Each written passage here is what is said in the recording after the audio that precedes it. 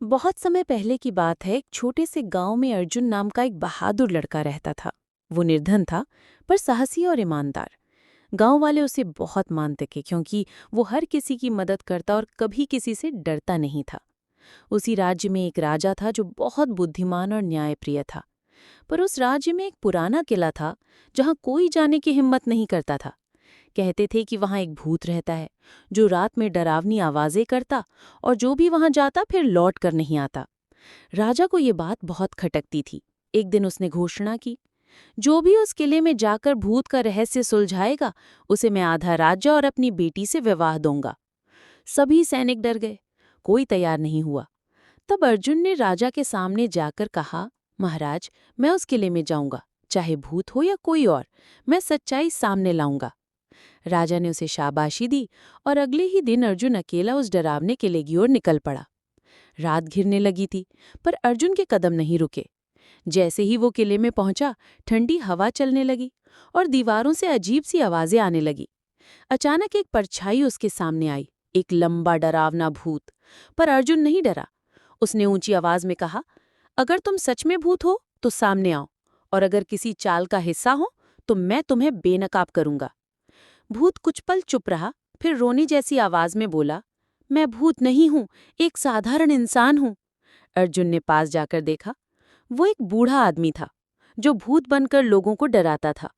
असल में वो उस किले में छुपकर खजाना खोज रहा था जो किसी पुराने राजा का था। वो नहीं चाहता था कि कोई और वहां आए, इसलिए भूत की अफवाह फैला दी। अर्जुन ने उसकी सच्चाई उजागर की और उसे राजा के सामने ले गया। राजा को जब सारी बात पता चली तो वो बहुत खुश हुआ।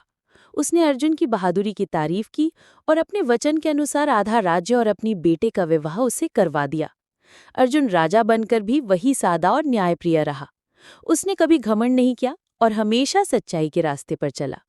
सीख, सच्ची बहादुरी डर का सामना करने में है और सच्चाई को उजागर करने वाला ही सच्चा नायक होता है। एक छोटे से गांव में रघु नाम का एक मिठाई वाला रहता था। उसकी दुकान पर तरह तरह की मिठाइयाँ बिकती थीं, लड्डू, जलेबी, बर्फी और रसगुल्ले। गांव के लोग उसकी मिठाइयों की बहुत तारीफ करते थे। धीरे धीरे रघु को पैसे कमाने का लालच होने लगा। वो मिठाइयों में मिलावट करने लगा, दूध में पानी मिलाता, घी की जगह सस्ता तेल डालता और पुराने मीठे को नए जैसा सजाकर बेच देता। कुछ दिनों तक उसका मुनाफा बहुत बढ़ा। वो सोचने लगा, अगर ऐसे ही चलता रहा तो मैं जल्दी ही बड़ा आदमी बन जाऊंगा। लेकिन एक दिन एक बच्चे ने उसकी मिठाई खाकर उल्टी कर दी। उसके माता पिता गुस्से में दुकान पर आए और सारा मामला पूरे गांव में फैल गया। पंचायत बैठी, रघु की दुकान की जांच हुई और उसमें कई मिलावटी चीजें पाई गई। पंचायत ने उसकी दुकान बंद करवा दी और जुर्माना भी लगाया। अब रघु के पास न पैसा बचा न इज्जत। वो पछताया और बोला, काश मैंने लालच न किया होता। सीख, लालच बुरी बला है। लालच करने से थोड़े समय का लाभ तो हो सकता है, लेकिन अंत में नुकसान ही होता है।